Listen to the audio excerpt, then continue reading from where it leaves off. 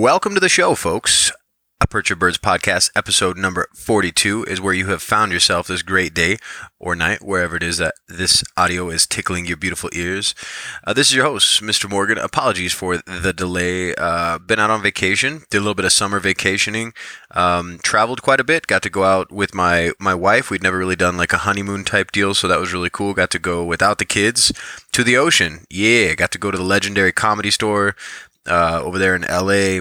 Got to do a backpacking trip shortly after I got back. So, again, apologies for the absence, but I do have some more content lined up, and I should be able to hit you guys every 2 weeks after this. Today on the show, I have the amazing professional fitness trainer, Mr. Patrick Ryan II. He hails from the land of enchantment's own Albuquerque in central New Mexico. This gentleman has, I don't know how many clients he has in particular, but if you guys actually take the time to take a look at what Patrick has to offer, his website, his social media following, you will find that these really innumerable amount of people that have worked with him and his followers essentially, or really anybody that knows Pat, has nothing but good things to say about him. Everything he does is just top shelf. You know, he said it's best inside the interview that essentially he's become more of a life coach than he has just a fitness instructor. So I think you guys are really going to like this. We talked about a lot of things, health related, fitness related. We even talk about things like social media, spending time on electronics, spending time with family, mental health. Just kind of wanted to jump all over the board and amend the conversation we had, which was, a lot of you guys reached out to me and told me how beneficial that was to kind of, if not starting something, maybe reinforcing some positive habits in your life. And of course, that's what Patrick's an advocate for. So without further ado, I hope you guys enjoy. Make sure to check out Patrick at his site. That's http://aware.training. You have to type the entire thing in that I just told you. That way you get to the correct website. You can also find him on Instagram at aware_lifeabq. Reach out to the man if you've been putting off those health and fitness goals, and health can mean a lot of things, and you'll hear exactly what he's talking about. And not only in this podcast, but of course, go ahead and go back, check out episode, I think it was 31 or 32. I can't remember which one that we did in the past in terms of the number. But yeah, definitely started this conversation. This is to add to it, and I hope to bring him on again and do kind of like a coach's corner. So if you guys have any questions or you guys have anything that you've kind of been sitting on, feel free to shoot me an email. That's contact@aperchofbirds.com, and that'll go directly to me as questions for when we do a coach's corner with Pat in a future podcast. I appreciate the hell out of you guys. Thank you for listening and keep pursuing that greatness. Cheers.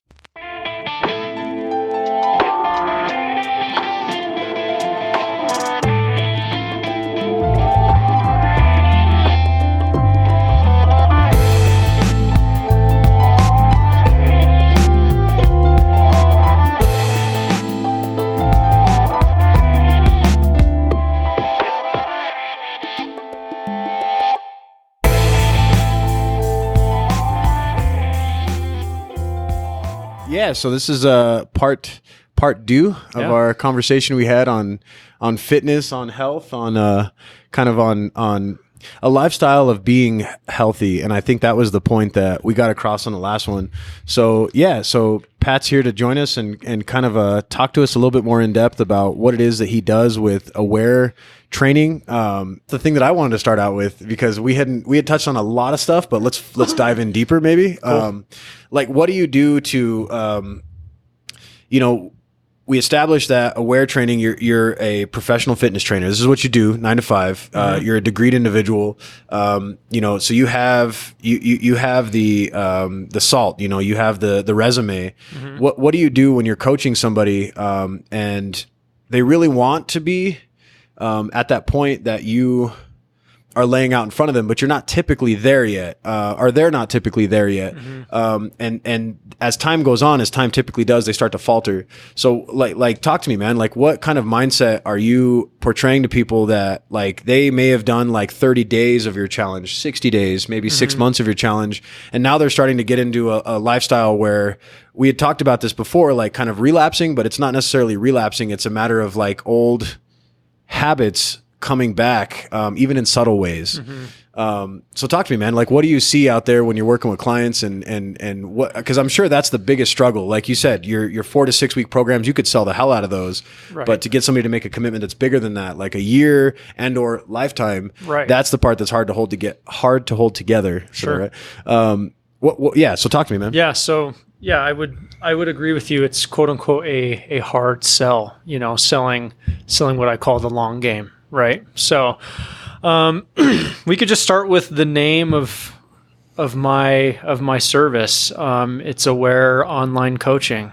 So the main word being aware. Sure. And I think it's a pretty strong representation of my style of coaching, to where I'll quote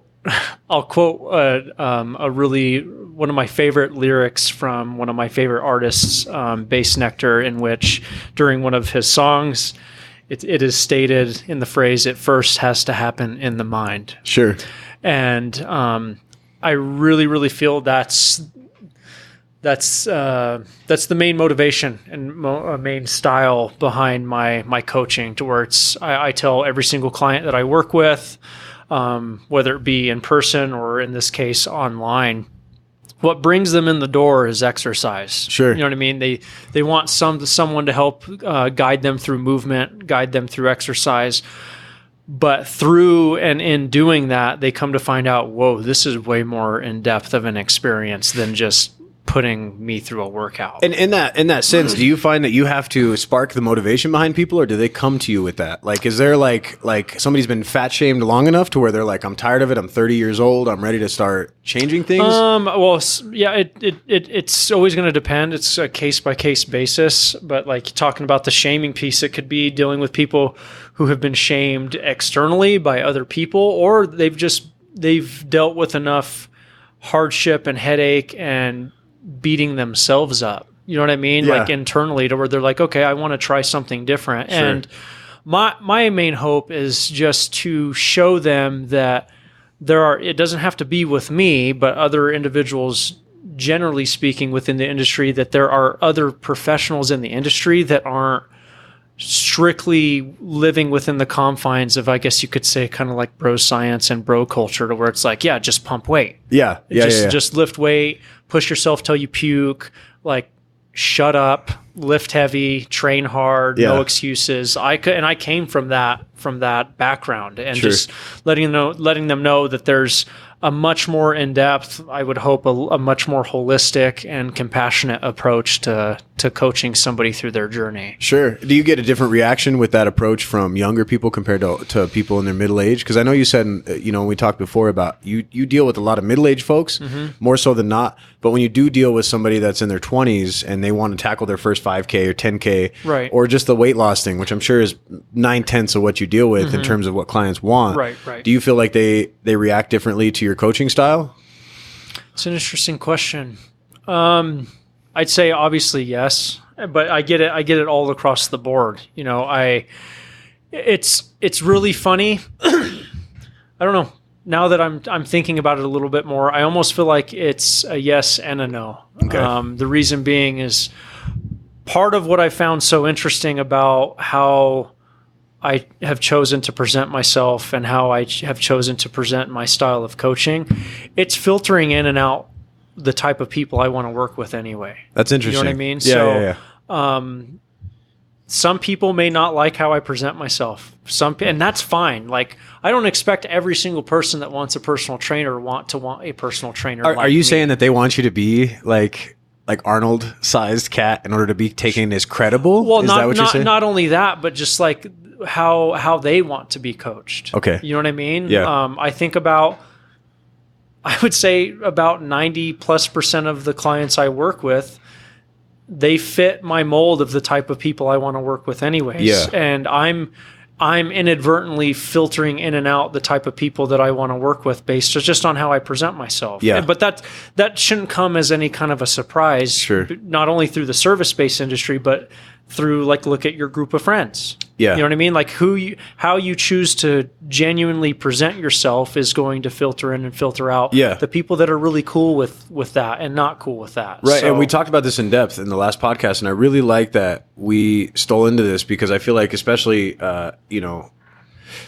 you know, you and I'm 30, you're, you know, what, 29, 28, somewhere in there? 29. Yeah. So with that being the case, a lot of us are still going to be victims of our upbringing where we have a lot of influence from our friend circle. And I know that we talked about that, like basically auditing your friend circle. Right.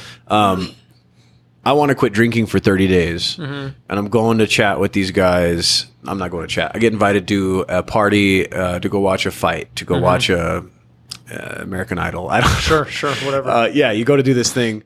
Hey man, here's a beer, you know, Right. and this isn't in your plan that you've worked with the past. So how do you gauge? How do you coach somebody in that scenario where they're not supposed to be taking in those carbs and or alcohol at that point in time, especially in a moment like that? And this relates to a lot of the stuff we talked about, like being on travel and stuff like that. Sure. You know, you go out to a bar with coworkers or things like that, friends. There's 1,000 scenarios like that might come up. Right. What do you do to tell somebody that's in that impressionable age, like we talked about? Let's say less than 30 and over And that age beyond, as well. because, Yeah. it's prevalent regardless. What's the advice you give to a cat like that? Cause I feel like that's a falling off point. If I'm solid with Pat, me and you are hooked up on this training. Oh, sure. And then I go out and we talked about this. I'm yeah. scared to tell you the next day. Right. So, it's an ever evolving dynamic, right? So, ultimately I feel like it falls back to a really, really strong phrase, or rather mantra, that I try to keep in my own practice of living life, as well as every client that I coach. There's no such thing as failure, only feedback. So it's acknowledging, That's interesting. Related to maybe this friends circle dynamic that we're kind of hovering and circling around. It's acknowledging, like, okay, we're not going to be perfect all the time. Yeah. Okay, you wanted to stop drinking for 30 days and you slipped up and you had a couple beers. Sure. And just knowing that they have a compassionate and, a professional that is compassionate in their corner, I'm interested in learning about those experiences. Sure. And I feel that's where a deeper bond is created with my clients, and them knowing, oh, okay, I don't have to keep secrets from my trainer in order for me to make any amount of progress, or feel like I'm going to make any progress, because I've been a part of that camp as well, to where you screw up on the weekend and then I'm the judgmental coach that's just like expecting you to be perfect all the time. Sure. And you slip up and you just lie to me to save any headache. You know what I mean? Yeah. But there's no progress being made there. Yeah. So I've got to be very, very, very proactive in letting them know, like, I am not worried. Yeah. Like I'm not. People mess up. And I'm not afraid. I encourage you to be vulnerable. Yeah. And I'm not going to judge you. For instance, I worked with a client that obviously was having a bad day. We're talking before a session or before her workout, and I could tell she was frantic. I could tell she was all over the place. There was so much tension to the beginning of the session, and we started with an exercise. She was fumbling all over the place, and it just got to the point to where, like, obviously exercise is not going to fix how you're feeling. Yeah. And I kind of forced her to stop what she was doing and sit with what she was feeling. And she started to cry. Wow. You know what I mean? Yeah. And she had never cried in front of me ever before, but not only with a trainer, but I'm talking, this bleeds out into just life. Yeah. You know what I mean? Yeah.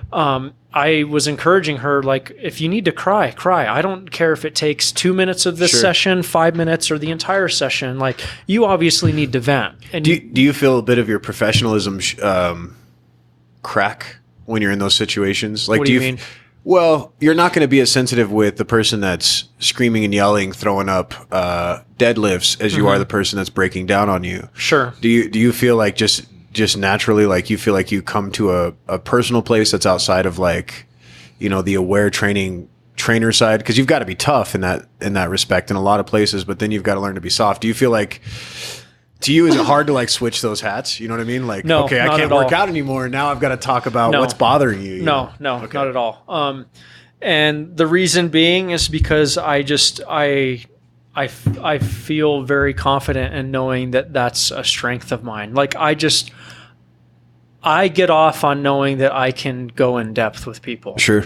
And I'm no longer afraid to have the tough conversation around, what terrible thing is going on in their life or what they struggled with that day.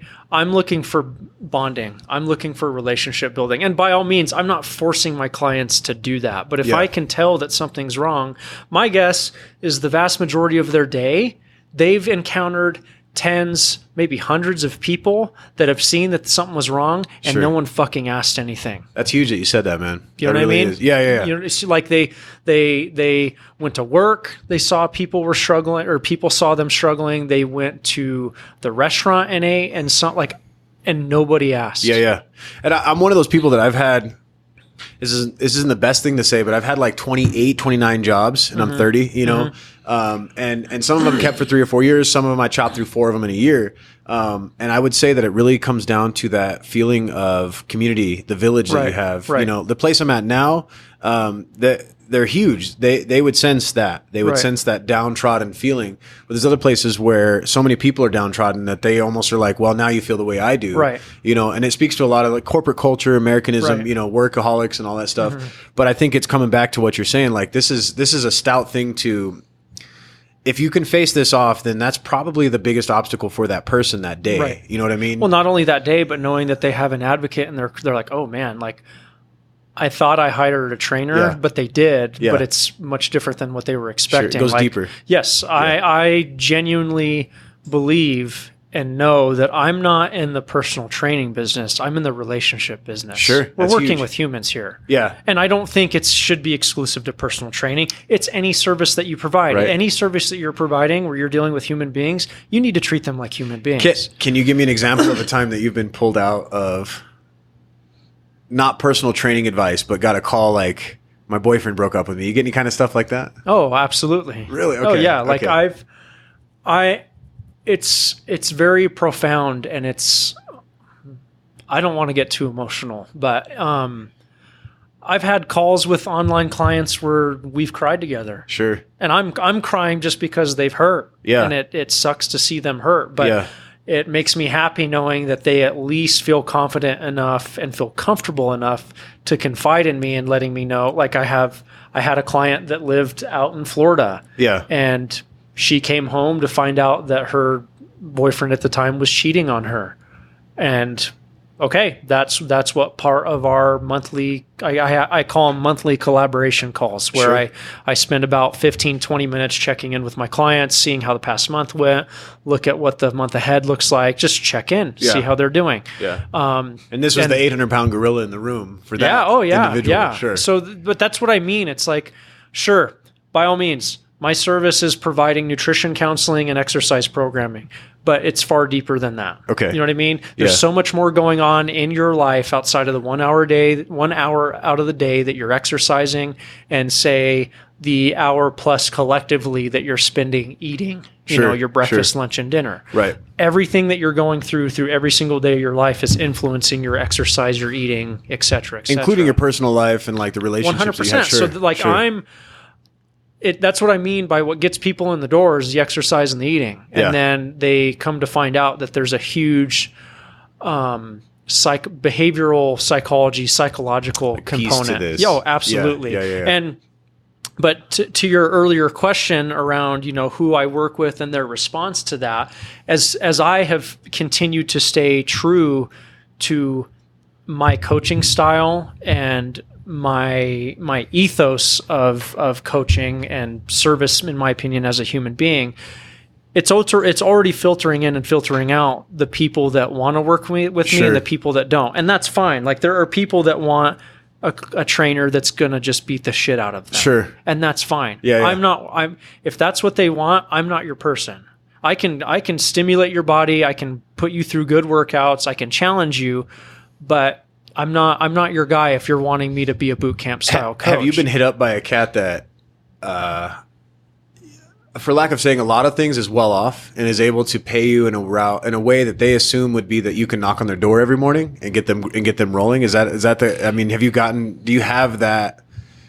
Do you have that piece to your business? Do you have that spot where if you pay like a ridiculous amount of money, You know what I mean? Yeah, Somebody okay, so if they're willing to, if someone's interested in paying enough, could they have me in their back pocket? Exactly. Oh, absolutely. Okay. Yeah. And you've had that before? Oh yeah. Oh wow. So, okay. but obviously the investment in that is far greater than other options that I have. But Sure. yeah, if you're wanting all of my time and want to know, digitally speaking, that you have me in the back of your pocket Right. or in your phone, and you can message me and speak with me as frequently as you want. Yeah, that's an option by all means necessary. But typically, it's not that as intense in terms of you waking somebody up every morning. 7 days a week. No.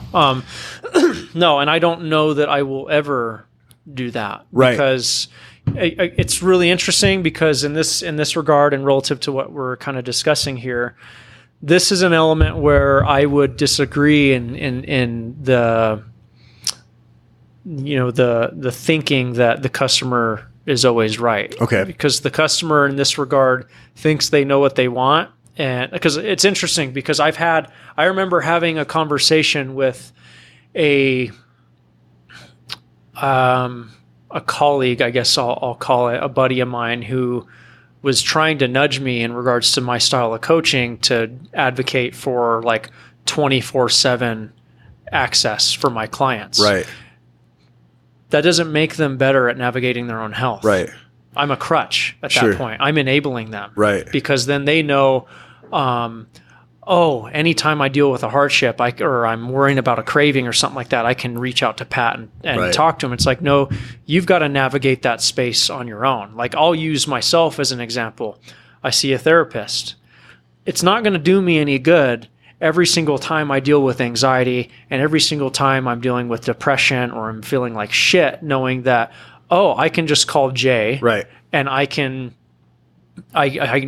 know he can always bail me out. Like, no, I need to go through some shit by myself. You need to be able to calm yourself down. Well, yeah, and know that, okay, I'm going to get through this. I'm going to figure this out, and then I can, whenever I schedule time to see him, we can talk about it, and then collaborate with one another as to, okay, this is what you did well. This is what you could do a little bit better. Yeah. Go put it into practice. Right. And it's no different with people's exercise and eating. Obviously, there are extenuating circumstances in which people have an emergency, and I have that laid out within working with them. I just seen this coconut pie, or and I wanted to eat it, Pat. I would say I would, you know what I mean, but like extending far beyond that, where it's if you need to reach out to me in an emergency, just like with my own therapist, where, okay, if shit has really hit the fan and you're struggling, like, let's find 10 minutes to talk. Like, that's awesome. That's in there. Yeah. But yeah, it's really interesting, like, to give you some examples around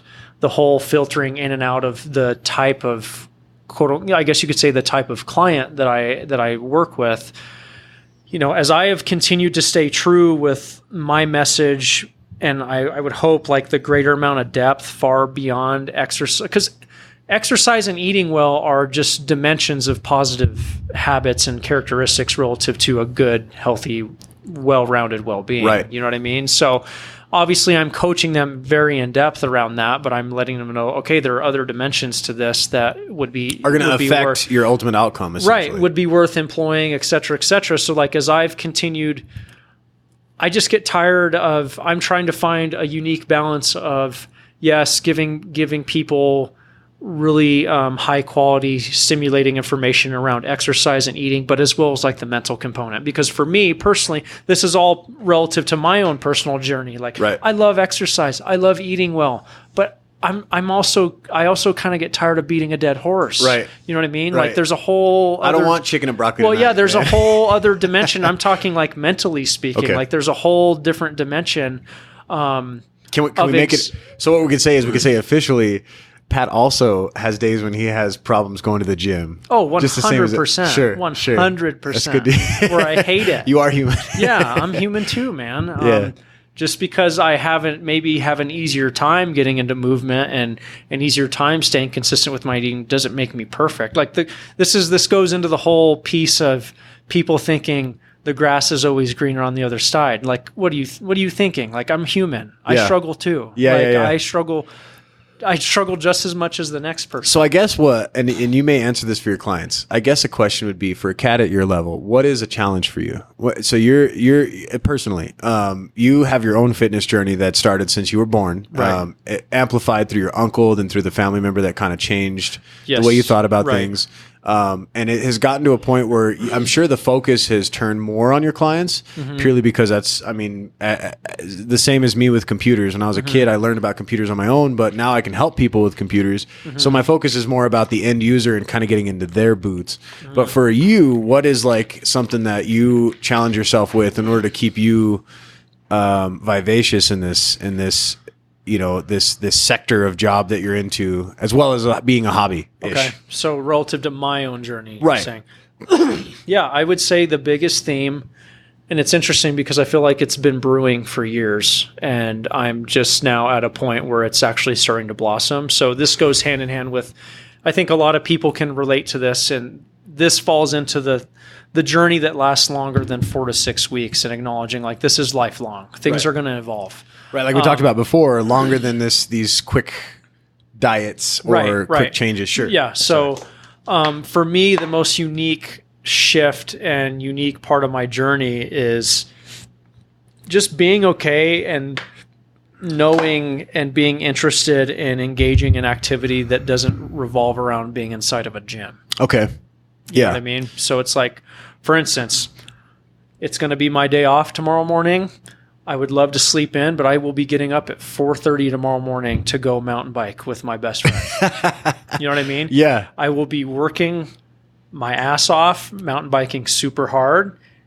How does that not count as a workout? Right. You know what I mean? And how I understand it's not the exact same thing as lifting weights, but it's activity. Absolutely. So, yeah. And that comes from a place where in the past, again, bodybuilding was my origin, or my inception rather, to exercise, but I struggled with it a lot, to where like I feel like this center within me that truly wanted to get outdoors and wanted to experience different styles of exercise, hiking, trail running, mountain biking, road biking. Yeah.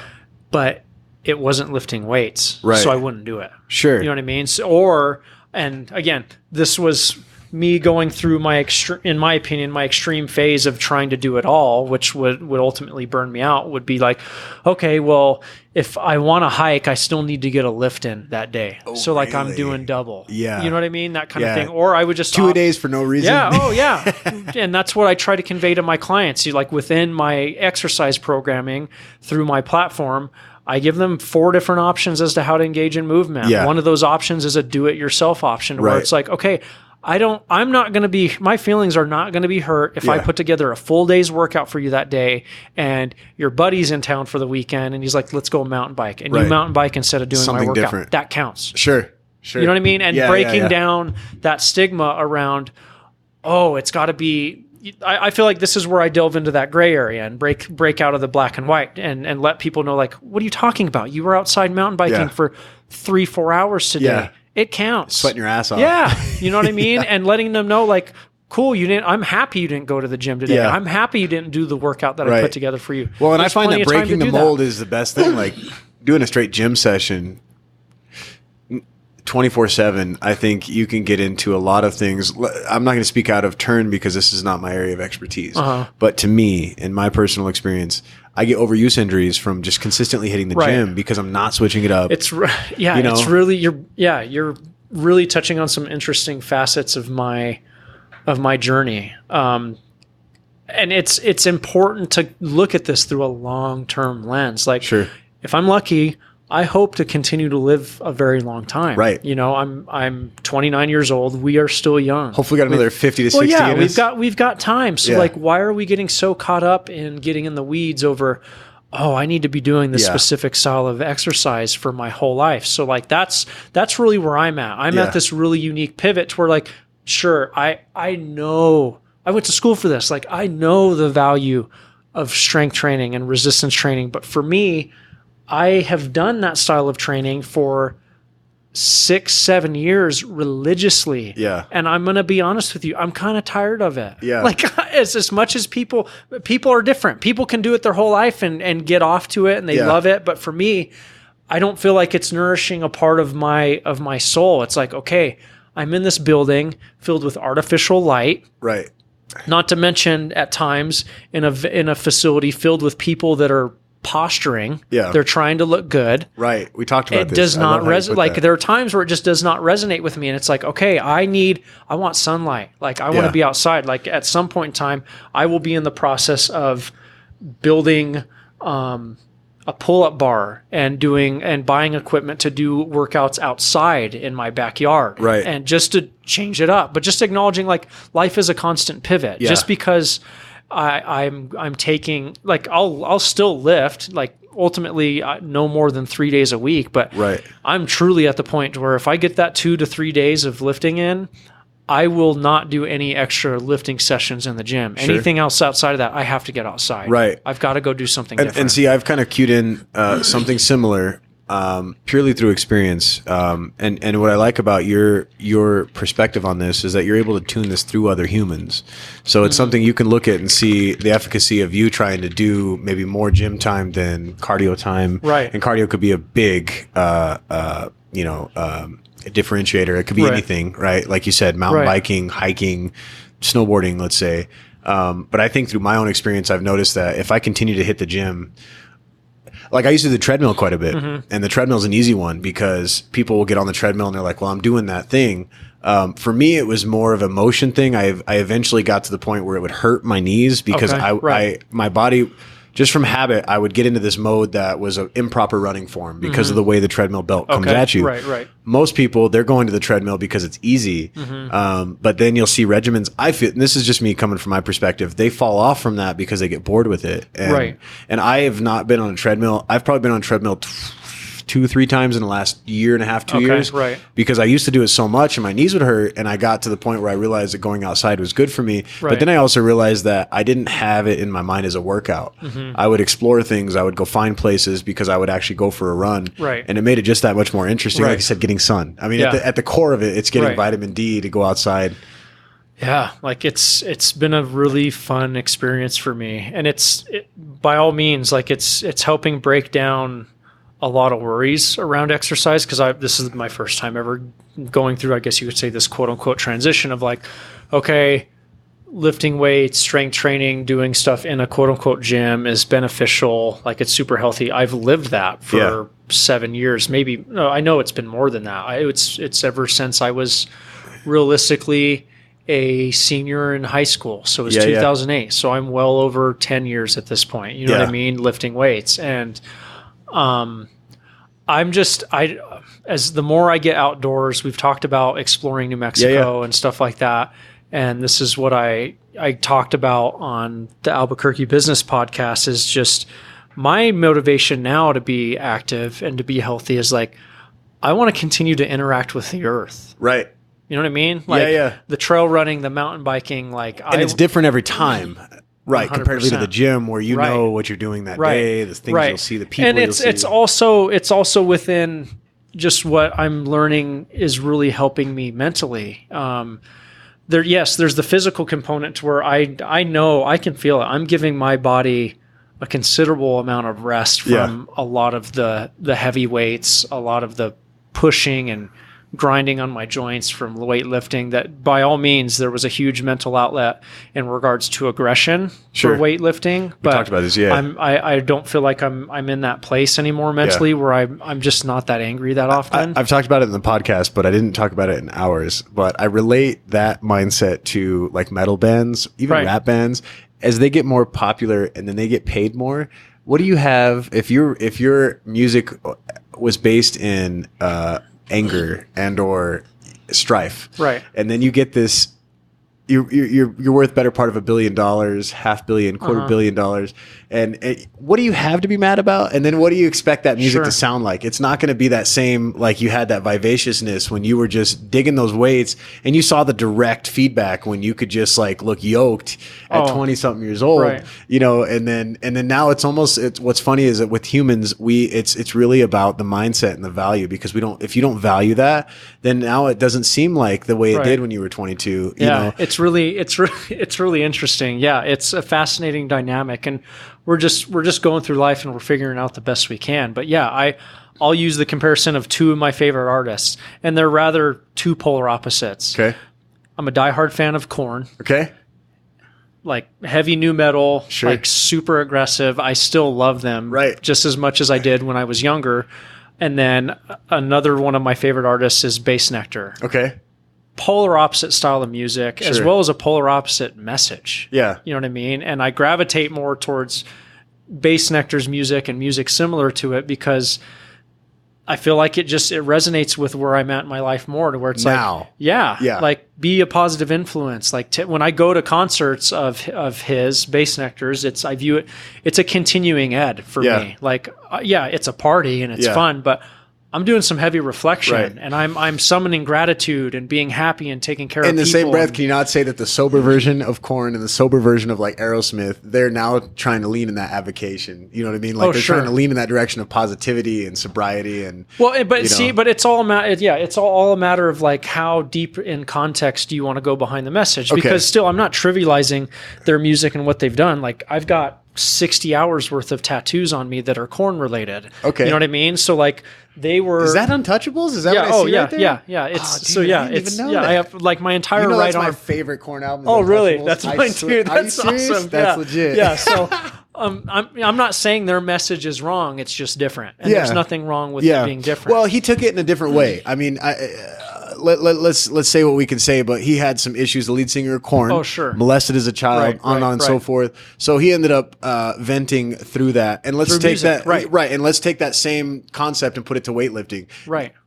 Molestation, not the same thing, but your strife in life led to the being point, angry and having an outlet, like whatever it is that you're going through. And it worked and it helped. Like I was going through family related stuff. I went through what it felt like at the time at that young of an age, a traumatic breakup. And I was livid. I was furious. And instead of me hurting someone, instead of me hurting myself, instead of me getting super destructive, I was like, okay, I'm going to exercise. And I exercised a lot and aggressively. If only like the whole U.S.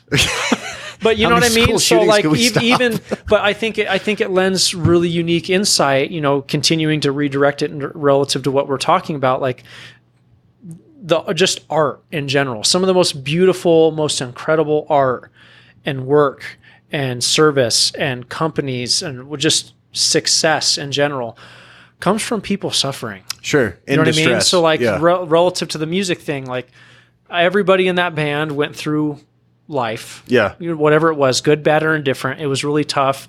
And they channeled that into an outlet that has helped millions of people. Right. You know what I mean? And it can be taken in so many different directions. People can say that they got saved because of Korn's, lyrics or songs or absolutely. Finding out the actual story. So let me ask you this. Here's a challenging one. What do you do with the guy that got the degree, got the good job, has the Porsche, has everything except for the health in check? Mm-hmm. How are you motivating the people that have it all? The people that are, and materials not have it all, but like, in terms of like cultural, what you see. our cultural view, quote unquote, has it all. Yeah, but homie can't fix the belt line and maybe the sex drive and many things that incorporate into that, know. In my opinion, it all comes down to what's going on between the ears. Sure.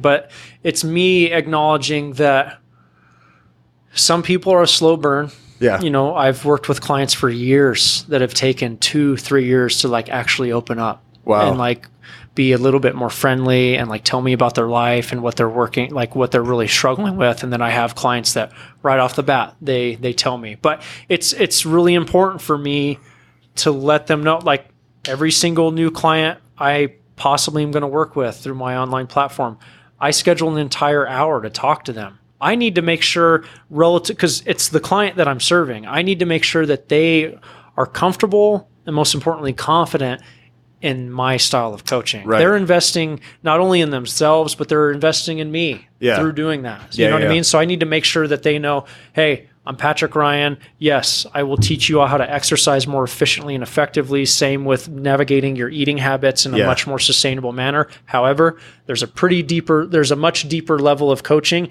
that you have access to if you want to go that route. Yeah. You know what I mean? Some people, they're like, okay, that's cool.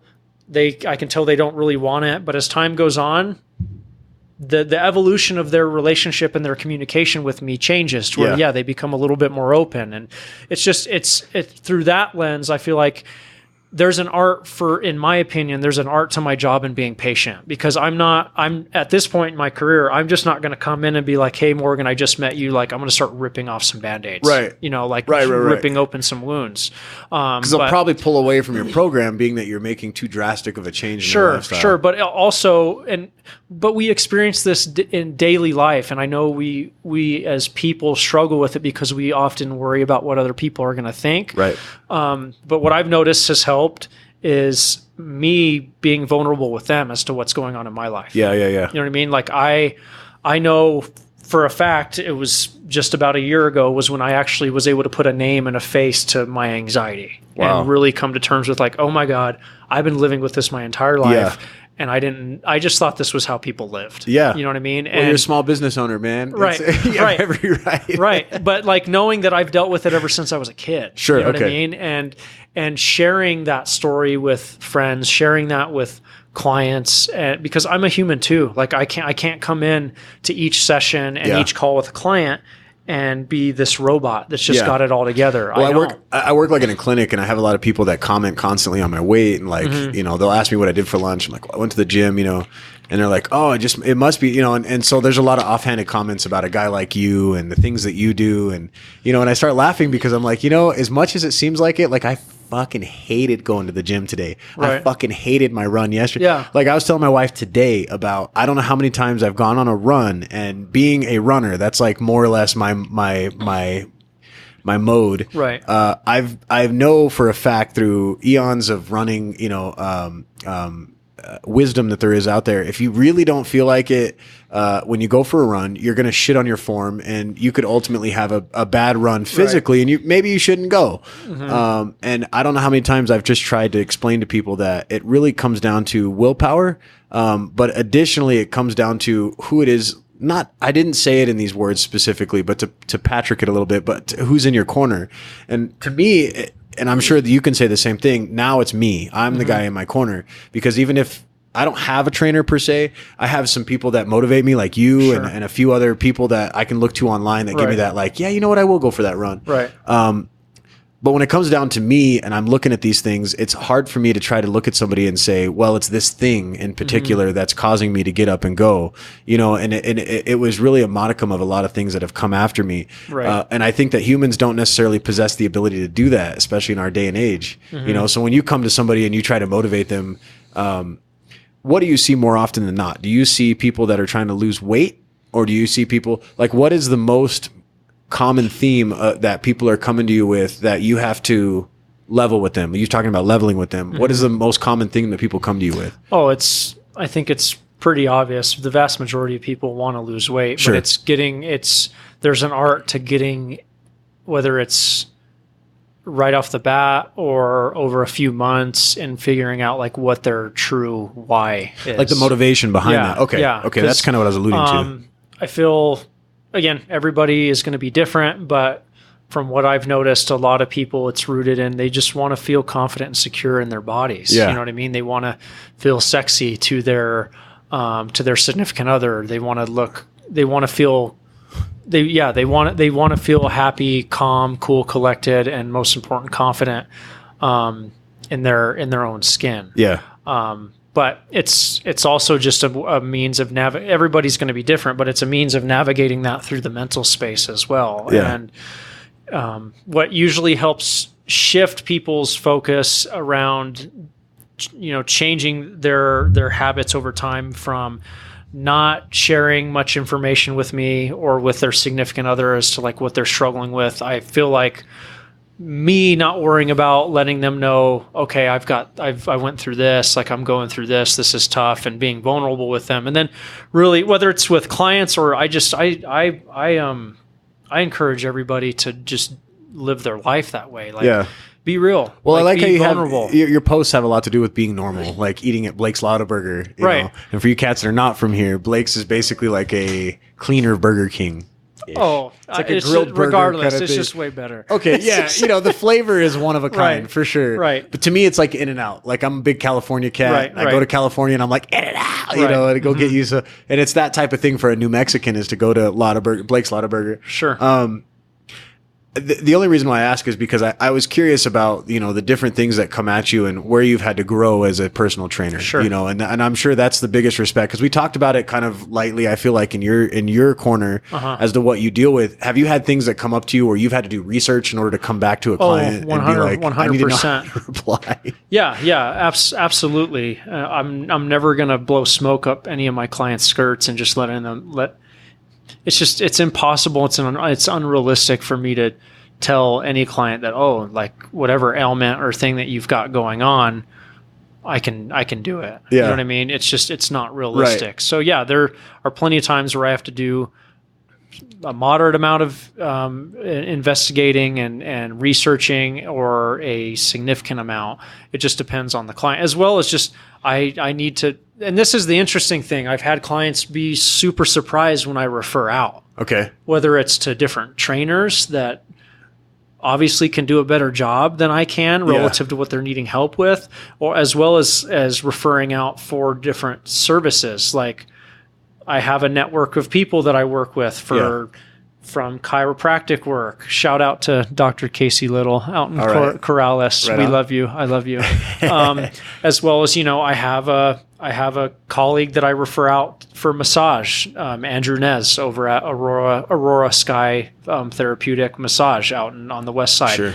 It's just I need to know, like I can't do everything, and knowing that, okay, through working with me and relative to whatever they're working on, I just view myself as the professional filter. So I know, okay, is this more than I can handle? If it's more than I can handle, I'll refer to another trainer, another colleague within my support network, etc., to make sure they get good, they get taken. Oh yeah, and they get taken care of. But it's really interesting how people are kind of surprised about that because maybe they're used to people just wanting to own it all. Well, yeah, own it all and take their money. But it's like, no, your health and well-being is super important, regardless of whether you're working with me or someone else. I find this in IT. If I do side stuff, there's things that are way outside of me. Like I don't have all the knowledge in IT, and it's easy for a layman to determine, you're into, you work in IT, you know everything, and I don't. So if I do a side gig, there's times when I'm like, I've got to get you in touch with this guy and he's got to do X, Y, Z, because I'm not even going to try to do it because I'm going to be stressing myself out and you're not going to get good support on it and so forth. So I could definitely relate to that because I feel like that is something that you have to do at certain points, especially things that are medical. Chiropractic, let's talk about gray area, is a gray area for medical. Because a lot of medical doctors would say that chiropractic is not really medical science, whereas a chiropractor, we've all, let's say, if and when you've been to a chiropractor, I feel like you have seen the benefits of getting all that crazy shit popped in your body. Oh, yeah, but it's all a matter of making sure you're working with the right people. Yeah. And that's where I come back to me being a professional filter.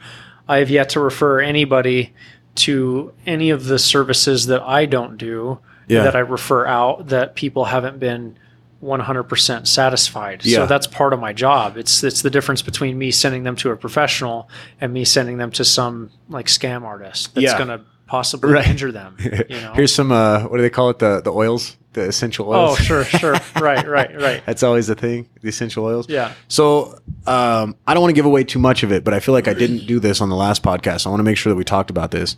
I'm a 30-year-old male. Let's say that I weigh 20 pounds more than I do now. Maybe I have a slight smoking habit. I like to smoke when I drink. Okay. I want to join Aware. So what can I expect out of a basic Aware session? You don't have to give me the exacts, but what's it look like? Hey, man, I'd love to get into your service. What are we looking at? Yeah. So I would say as long as you have an internet connection, a device to access the internet, as well as a reliable email address, we're set. Okay. So through a digital kind of storefront, I'm sending you daily, if you're doing the nutrition counseling portion or even the exercise component, you're going to be receiving daily emails from me that are ultimately redirecting you to your Today page through the platform that have a daily nutrition lesson that takes 5 to 10 minutes to read through or listen to. I include a SoundCloud link to listen through it. Oh, that's cool. And all I ask you to do is just dedicate 5 to 10 minutes of your day for the nutrition piece to just read.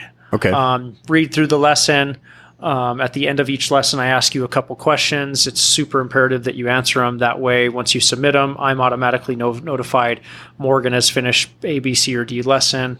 I get to review it and then provide additional insight, advice, encouragement. interesting. So through that particular dimension of the platform, you and I are having daily conversation through you're answering the questions as to, I coach you through multiple habits throughout the entire year that I work with you. Sure. But you're answering them through the lens of your life. Right. And okay, how can we incorporate more veggies in your diet? How can we be more mindful of our eating and whether or not we're distracted during what you've got going on instead of me, which it's an old school approach that I have come from that I will never go back to, which is a coach centered approach where it's Morgan, you're going to meet me where I'm at. Do the strict meal program, do the workouts, no ifs, ands, or buts. Like, I don't want to hear any excuses. Live with that.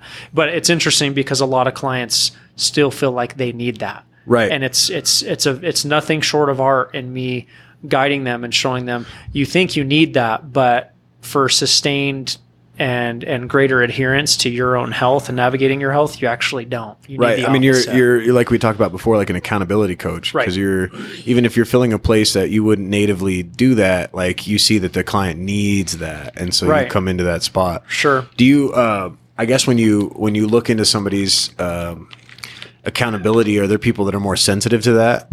Speaking to our current generations, do you feel like there's people that are like, well, I tried. What the hell, Pat? Do you get a lot of feedback like that, or is it like... yeah. See, but the thing is I don't think it's just a generational thing. It's a human thing. Okay. You know what I mean? Because I don't feel like I deal with it any differently than I do the younger generation or generations that are older than I am.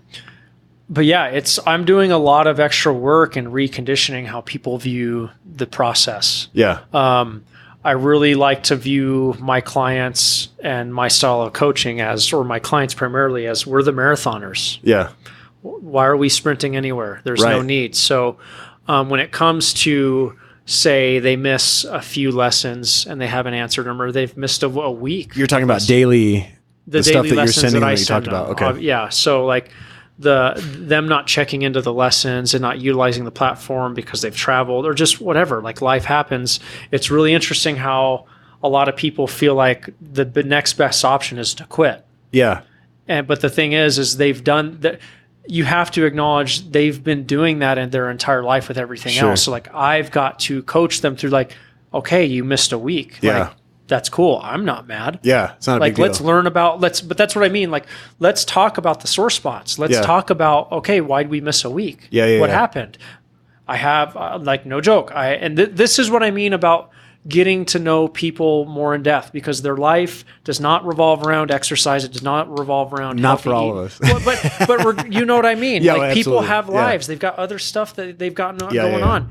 I worked with a client that was missing lessons, missing workouts for well over a month. And then they showed up and told me that they were struggling with an alcohol problem.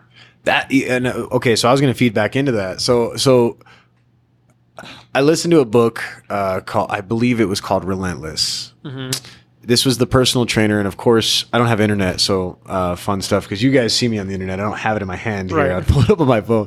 The book's called Relentless. So this is the personal trainer for Michael Jordan, for a lot of the big dogs. I can't remember his name. I'm sure everybody in the internet is going to be like, oh my God, it's so-and-so. Right. But his whole thing was the same thing, that he would coach people through things like that. And one of his clients that came to him, ultimately his issue is that he fell off for 2-3 weeks. And one of this coach's stipulations was, if you want to enter like his mainstream program, the one that the basketball players play with, if you're somebody that's well off enough to be able to afford that constant training, one of his stipulations is you cut off from sugar. Okay. And the guy was cutting off from sugar, from food and everything else. But when he would come in on his weekly sessions, he would dog ass. And the weight wasn't falling, and the trainer knew right out of the box. He said, I know you're not following what I'm telling you to do. And ultimately the client finally, confessed. He said, look, I can't help it. I like to drink, and as we know, alcohol is essentially sugar. Oh, yeah. At the end of the day, or carbohydrates, which is another form of sugar. So that was really what was bogging down his goals. Uh-huh. So a guy like that, a guy that has a personal habit that has been there forever, friends or not, family or not, that's helping this move along. What kind of advice do you have for a guy like that that's failed for that week and he can't beat that alcoholism, you know? Well, see, but it's also me knowing which hat to put on and knowing my scope of practice. So it's me knowing that I'm a dimension of their coping. Yeah. But I'm also not I'm not a counselor. Yeah. I'm not a therapist in that. You're not an Alcohol Anonymous. Well, yeah, exactly. Yeah. So it's like I have no problem. I'm going to encourage. Everybody knows that, with this particular client, continuing to exercise is going to be really beneficial. That's going to be a smart bet.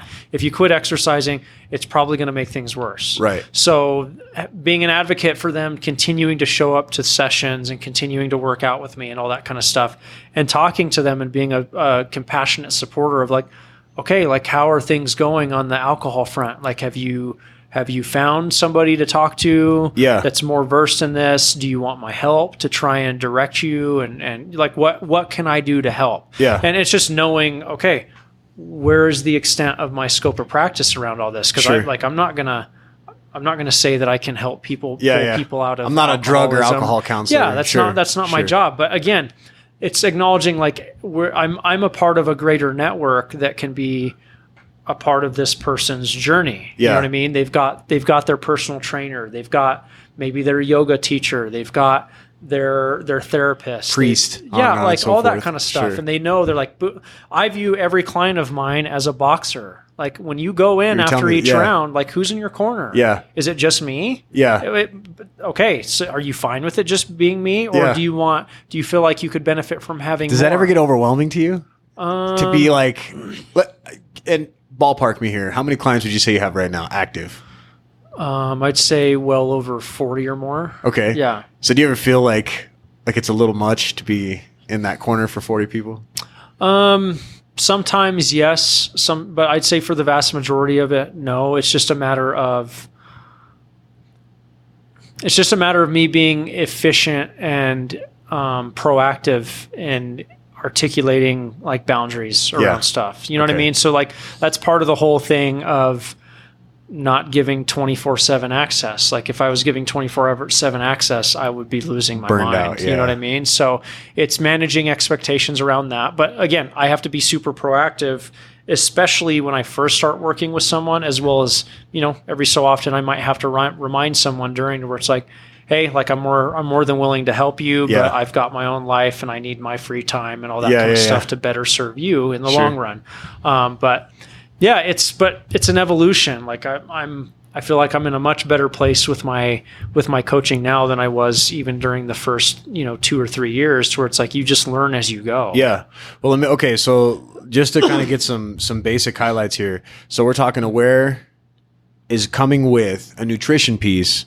It comes with a training piece, which it would be, let's say gym, let's just say lifestyle, exercise. Oh yeah. fitness. I give the client 4 different options on how to exercise: a full gym-based workout, a crunch for time version of that gym-based workout. So say you only have 20, 30 minutes, I condense that and give you a workout for that. And at home or travel / minimal equipment workout. So right. Like we talked about a hotel room or a body weight exercise. Exactly. Sure. And then the last one is do it yourself. So I don't line out anything as to what they need to do, but if you went and hiked or you went and mountain biked or you did whatever, fill in the blank kind of thing. Yeah. Okay. I give them an opportunity to write in exactly what they did. That way they give me an idea as they ran 5 miles today instead of doing the workout, or they went and walked, whatever. Right. Yeah. That's cool. And then within each option, obviously the exception being the do-it-yourself workout, the first 3, the full gym workout, the condensed, and the at-home workout, I give them videos showing them how to do each movement correctly and safely, most importantly, as well as modifications for that movement. So each exercise I'm prescribing to them, I actually give them 3 different options. Wow. So if they want a more progressed or more difficult version, they can look at that. A moderate or mid-range level intensity of that movement, as well as a regressed or an easier version. And this is nutrition, training. What am I missing? What am I getting as Aware? So you've spoken about nutrition. We've talked about training. Mm-hmm. What else am I getting when I get into Aware training? Because I feel like I didn't really circle that, and I want to make sure that you're tell saying people, relative to the nutrition. Yeah, I want to pick piece. you up as my trainer tomorrow. I know I'm getting nutrition. I know I'm getting the training piece. I know I'm getting the support, not necessarily 24/7. Right.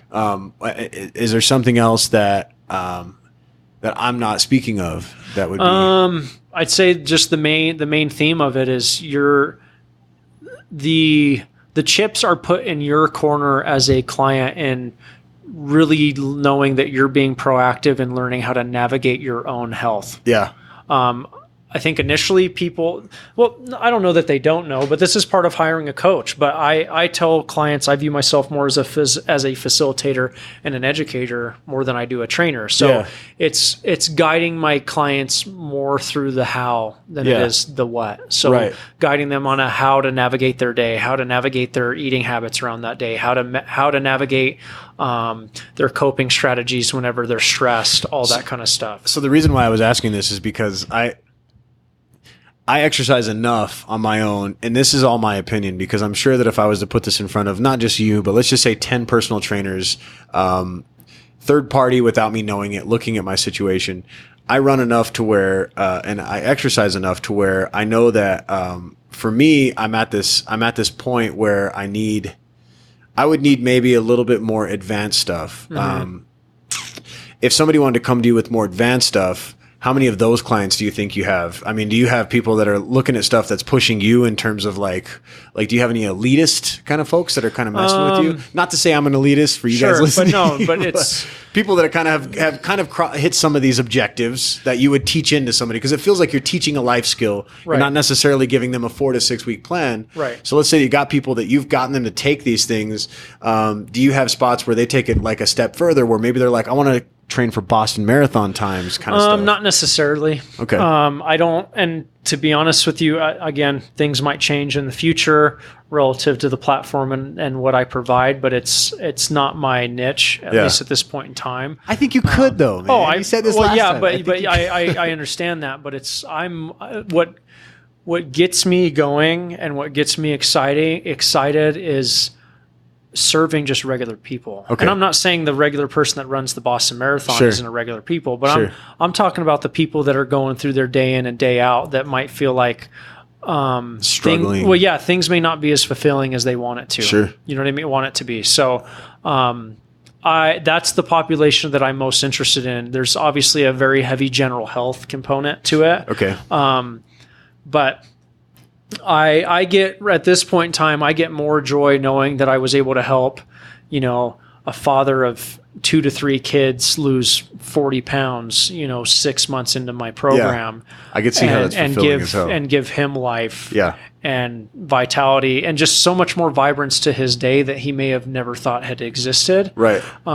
Compared to an athlete achieving a huge, I don't know, but it might change as time goes on. Yeah. But if a guy came to you with that, I mean, would you be willing to take it on? With what? Let's say I want to go to Boston. Would you be willing to take me on? Just depends on where you're at. Like I'm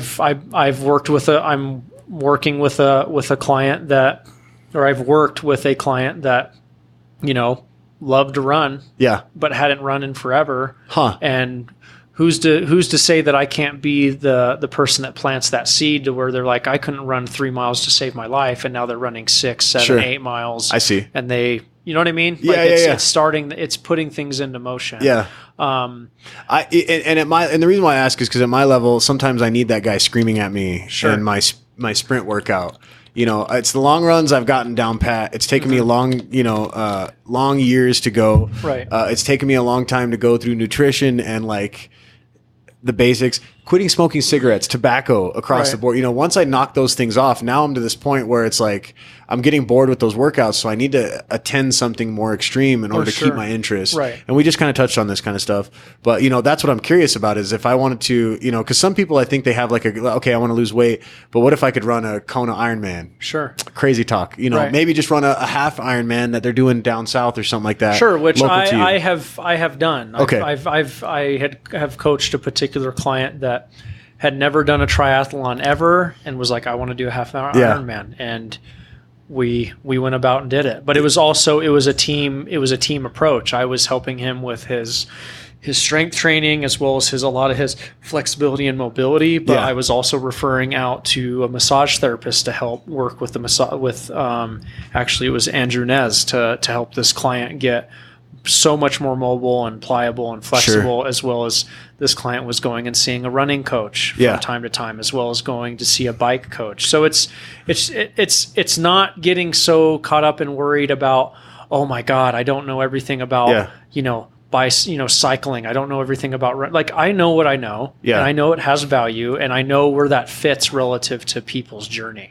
You know what I mean? So in lieu of nutrition and training, lifestyle, I think that Aware Training and Patrick would be a very good resource for you guys listening. If you guys needed beyond the basics, and if you are beyond the basics, then as a resource, and maybe that spot that bridges the gap. So where can we get a hold of you in terms of the website? And we had talked about this in the past, but again, I just want to reiterate. So it's aware.training. Yep. But it's HTTPS. No, HTTP:// HTTP, excuse me. Yeah. Okay. Yeah. And then if people are interested in catching me on Instagram, my Instagram handle is aware. That's AWARE_life,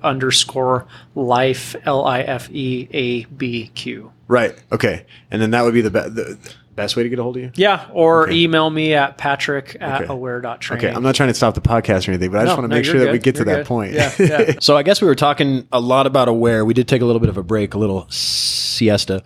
But I wanted to come back and see if we could talk more about things that were a little bit more woo-woo. And we touched on this in the past in our last podcast, and then we have talked ever so slightly about things. But these podcasts go great whenever everybody's getting along, but I feel like that's not really what people like to listen to. They like to hear about differences, and they like to hear about conversation. Right. So one of the first things I'll talk about, which I thought was big, and I want to ask this because you're a healthy lifestyle advocate, right? Including like, let's make the planet better, not just let's, make humans' lifestyles better. So when people post things that are geotagging different locations, and again, let's feed this back into Aware. You would love for somebody to go to, there's those fields that were in California that had the rare poppies. Oh, yeah. I think it was California, right? Yeah, the one I tagged you in. Right, as an example. I'm one of your clients. I go there and I do this run, but then I take pictures, and I have a decent influence online, more than I do in real life. Right.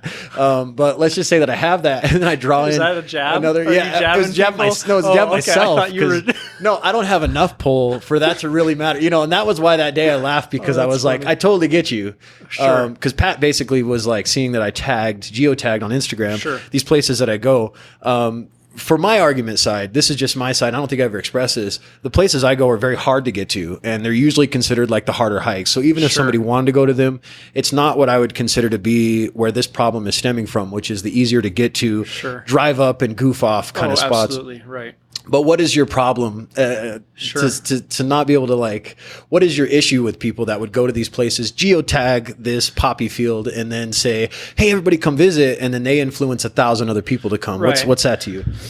So I'll preface with stating I'm very much interested in getting to the point to getting a little bit more professional insight into this. Obviously, this is not I'm not a professional in the public outdoor space kind of sector, but just with all that being said, I've started to get much more interested and engaged with getting outdoors, and my main concern around, say, the no geotagging movement is it's a multitude of things.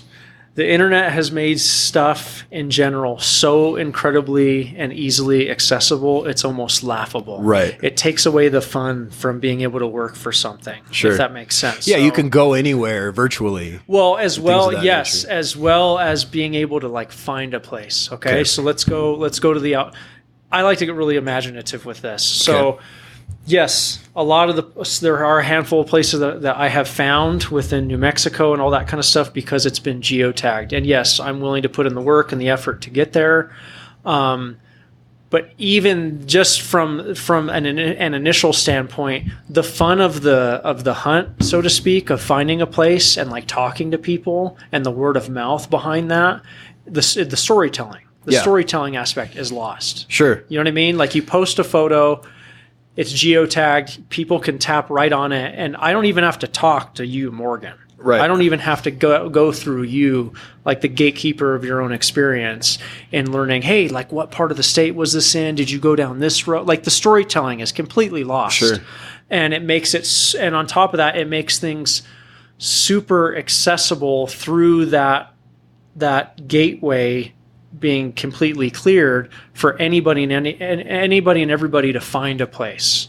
And it's just, I'm trying to keep an optimistic lens around this, because I'm fascinated to see with technology making things so much easier to do and to find and to see things, how that's going to affect the integrity and the sustainability of our public lands. Yeah. Well, and I mean, you work with humans so constantly that I feel like you are kind of an expert in this, because you deal with people's behaviors. So you know better than a lot of people that when somebody sees something, let's say the 40 some odd clients you have, I mean, if I see an out for a good hike and I find out that it's actually easy as hell and I can even take my kids, I bet you I'm going to go. Sure, you know what I mean? Absolutely. And times 5 people that are like-minded like me that are trying to get in shape. And it's not so much like, I have no problem with people getting outdoors and sharing stuff. I'm most concerned about one's intention and respect of a space. Sure. You know what I mean? So like, I'll go out and travel and I'm picking up trash. I'm picking up shirts. Like, you know what I mean? And you hippie. But it's real shit, man. Yeah. Like, no, that's huge, man. Like, I don't know. Like I've definitely dabbled in, and I'd be willing to buy you the book. Okay. Just so you could read and get a little bit of insight. He graduated from the University of New Mexico. His name's Edward Abbey, and he's since passed away. But from what little research I've done, he's a huge advocate for conserving outdoor spaces and preserving them. And it's through, and he takes it to an incredible extreme, to where it's like there should be no paved roads to most places. Like keeping it as naturalist as possible. If you're wanting to get there, you need to ride a bike, you need to hike, or you need to take a horse.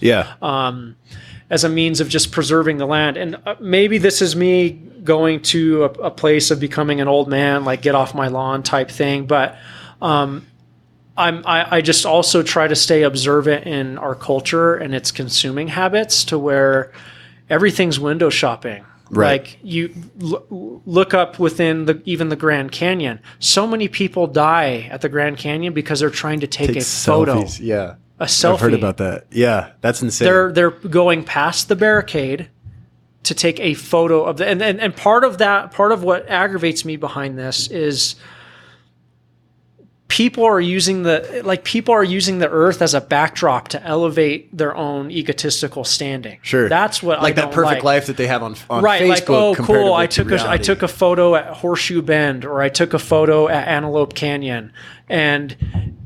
And it's like, who are you to try to elevate yourself above the earth that you came from, that you were born from? Okay. So can I be the devil's advocate in this? Absolutely. Let's talk about kind of the lifestyle that I live, that you live, that we kind of advocate for. Would you not want a guy like me, though, to be motivated enough to make like a 4-part series of a trip that I'm going to visit Horseshoe Bend? Right. And I'm going to go see this place. But speaking of Horseshoe Bend, specifically, I can understand that when they started geotagging it, they actually had to grow the area that people would drive up to, because of how many people started to show up after that happened, and it was wasn't damaging a thing. the little. It wasn't the a area. thing at that point, or before that. So as the devil's advocate, I would say, wouldn't it be weird for you to tell me not to have more people going to XYZ like place? it's a really interesting point, and this is what I get at. To where like it's prompted me, because I don't want to be the guy that's just running my mouth to be running my mouth. Okay. This is obviously a genuine concern within the Forest Service, the Public Recreation Park Service, National Park Park Service. Are overusing the spots that are being So highlighted. like what I'm interested in getting is like professional insight into this. As to like, okay, so like not only am I concerned as a consumer and a participant in this, but I want to get the professionals' insight as to, okay, this is like, we're getting like White Sands, all these places that are like so heavily geotagged. How do you balance that? Like, how do you balance having all these people come to your park and knowing that maybe a lot of them aren't going to respect it. And like Right. what kind of work so that's what I'm getting at is like, just, I think it's important to just tread lightly and be a conscious consumer and know that like, when you go to these places, like I don't have a problem with anybody going to them. Yeah. It's like, are you going to respect them? But that's what concerns me relative to our culture, to where it's like, are we really being intentional? Are we really being present with our consumption? I'll get super hippie on you. Like, are we being conscious enough to like acknowledge like, okay, I've lived 30 years and I want to live 30 more. And if I'm lucky, 30 more beyond that. And am I doing the best I can with the world that I've lived in to maintain its beauty so someone else can have as positive and as an incredible of an experience? Right. Or like my kids and such. or is it going to get is it going to deteriorate and be treated so poorly to where it's no longer going to exist? Right. You know what I mean? That's where I come from. Sure. Do you preach this with your clients? Like, hey, you're going on this hike, make sure that you understand. Because like, and that's a good question. That's where I don't know the right way to navigate that. Sure. You know, obviously, like I'm not going to become their dad and be like, hey, you need to do A, B, C, or D, because surprisingly, a lot of the people don't want to exert the effort, because it's, regardless of whether or not it's easy to just drive up there, some places take 2 hours, 3 hours, 4 hours to drive through, drive to. Are they willing to just schedule out? Because that was a thing for me in the past around lifting weights and stuff like that. It was I willing to carve time out of my weekends, my free time, to know that, okay, we're going to go here this weekend. Yeah. And that means I'm not going to be able to do things I normally be able to do whenever I'm go home. Hang out with my homies. Right. That are So giving like me grief. everybody's not going to do it, but I just, the accessibility and the demystifying, I guess you could say, of the story, like the stripping away of the storytelling is a no bummer. good. Because Yeah. like I'll talk with friends about places that I want to go to or they've gone to, and it's like what I was talking to you about that hike that I found in western New Mexico. I didn't find out about that through Instagram or Facebook. I found out about that through a friend, Through a buddy. and it was so much. Honestly, man, it meant so much more for me to go on that hike and get to that vantage point, because I was, someone told me a story. You know what I mean? No, I do. I didn't know exactly what it was going to look like, so I had these thoughts and visuals in my head as to how it was going to be and what it was going to look like and what was going to. It was so much more imaginative than me just getting on Instagram and finding a picture. Right. The perfectly posed angles of every part of it, because it takes work to get to these spots. Yeah. So like, I would be interested to talk to, it's a huge thing here in New Mexico, and I think I like it because I don't think people know what they're getting into when they come to New Mexico. Yeah. People get really, really bent out of shape because it doesn't have a big nightlife. Sure. I don't care about that. Yeah. If you're coming, in my opinion, I'm speaking through my experience, my bias, etc. If you're coming to New Mexico to experience heavy amounts of culture, lots of history, and like in my experience, like a high level of spiritual intention behind getting outside and being like the active. Romanticism of New Mexico, the whole land of enchantment. Yeah, side and of the learning house. and getting a feel for that. You know what I mean? Yeah. So like, if you're willing to get outside and move around and all that kind of stuff, we've got more than you could ever ask for, on top of which, I don't know if you've gotten outdoors in Colorado or other states. Not as much. It's not as much fun. Really? There's so many people. Okay, I can see that. So that's where I'm coming from as well, to where like we're very fortunate in New Mexico to be able to get outside and you could go all day, all 4 days of your trip or whatever, and not meet one person. Right. No, So you know what I mean? It turning from being a place of solitude and peace, and knowing that the people that you're going to interact with and run into aren't going to be on their phones, taking photos, doing all that. Because then, in my opinion, if your phone's out the entire time, it becomes inorganic. Right. It doesn't become, it's no longer natural. you're not here, you're still on Instagram. Right. So like there are other states where they don't have the luxury we have. You go out mountain biking or riding or hiking or whatever it is, and you're overwhelmed by people, like in California, and it stuff becomes less fun. Yeah. You know what I mean? Yeah, So there's that piece as well. But I like the New Mexico True initiative that they have going on for our state to really, really push people getting outdoors. I would just be really interested to learn, okay, you're promoting people being here, but like at what cost? Yeah. And do we have a contingency plan if things aren't being taken care of? Well, and to speak to maintain it? that, I don't think there's as much people that know about like the whole pack out what you pack in Sure. concept came from the 60s, and it was a bunch of hikers that put this thing together. Sure. This wasn't something that was a government initiative. Right. It probably turned into that now. But initially when these guys had done this, it was a bunch of friends that were like, well, when you take shit out, you need to bring it back, you know? Right. And something basic like that, it needs to kind of be an evergreen kind of message. Right. Because I know some cats that will want to go hiking with me, and then, you know, we'll take them as the first time because we do some heavier stuff. Like, and I was alluding to ultimately this last weekend that I went, you know, I went up to the Santa Fe National Forest, the Pecos area here in New Mexico. Beautiful place. Right. 4 or 5 people out there before us. So like you said, not very many people Right. on this very beautiful hike that I would think if it was somewhere in a more populous, you know, more populated kind of state, maybe an area like LA, let's say, this would be an area that people are going to want to be Instagramming the hell out of, because both of these lakes that I visited were very gorgeous, perfect for Instagram, right? So, Yeah, but see, that's part of the problem. It's like perfect for Instagram. Right, okay. Who fucking cares? right. No, and I get you. But it alludes to this whole dynamic of you're like you saying it.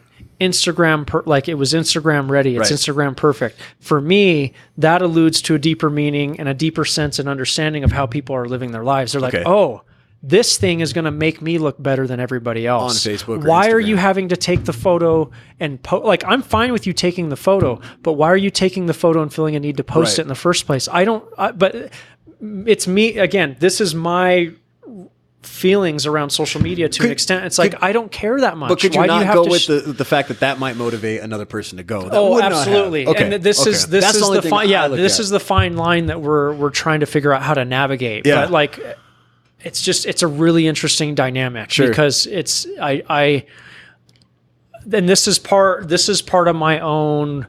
I don't want to say crux, like issue, or there's a better word, but my struggle with even my own involvement in social media, because I feel I stay in it because I don't think there are enough people speaking positively and doing it loud enough. Here. I You, can totally you see know what that. I mean? absolutely do, There yeah. are times where it's like, and I feel it more with Instagram personally, because I feel it's all based on catching people visually. images, yeah. As opposed to, I'm old school. I'm an old soul. Like, I don't mind reading. Yeah. So like, that's why I enjoy Facebook a little bit more, where it's like, you got to read a message, Right. and you've got to go a little bit deeper contextually, as opposed to Instagram is a lot of eye candy. And Quick. but social media in general, like people are spending exorbitant amount, or I think it's exorbitant or exorbitant. I apologize for the confusion. The enunciation. Yeah. Well, I think it's two separate words that mean two different things. But just a large amount of time living their lives to try and impress other people and make it seem like my life is better, Right. instead of using that platform to let them know I'm human, I struggle, let's work at this together. Yeah. So it creates, That's huge, man. it creates this whole really, really, really sickened use of free time. Sure. In my opinion. You know what I mean? So what do you think is the greatest what do you think is the next thing for you see things from a very unique perspective, you know, and I'd kind of alluded to this when we were on break here just a second ago, but like CRISPR and biohacking and things of that nature and things that are coming next. Right. What do you foresee for humans? What do you think is the next evolution of things? I mean, people are always looking for easy, and you know Sure, that sure. being in your particular thing, like, you know, you got the what is it? What is it? What's the cartoon with the little box? The little box guy, not Eevee. It's what the heck's his name? The little guy that can package everything. I don't know. Why can't I think of his name? What show is it? It's a Pixar cartoon. Humans are all fat. They're on a spaceship flying somewhere. Wall-E. Wall-E. Why can't I think of it? Right. So so like humans, let's say we continued on this journey where eventually they're not even visiting these places that are being tagged on Instagram, or it's a very few amount of the overall populace doing this.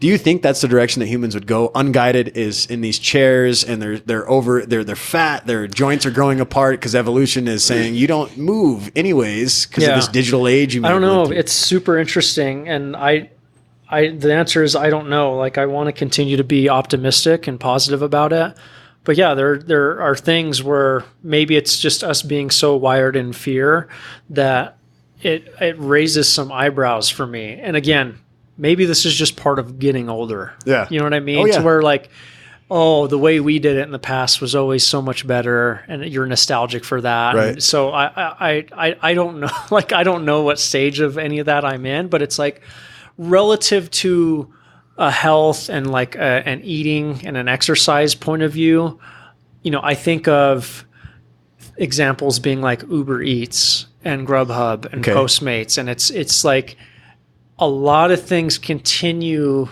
from my perspective, to continue to go down a road of the consumer just doesn't want to move. Okay.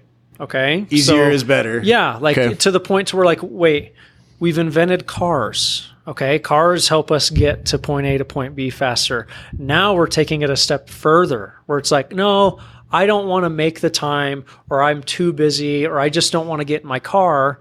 And I understand people are busy, but like, it's just really interesting where we're heading as a culture, where it's still all the productivity and the work piece is being put on steroids, to where it's like, no, I'm so busy in my work related culture and schedule that I can't even afford to take time to go grab my meal and take a break from my work and go eat that meal mindfully, be away from my phone.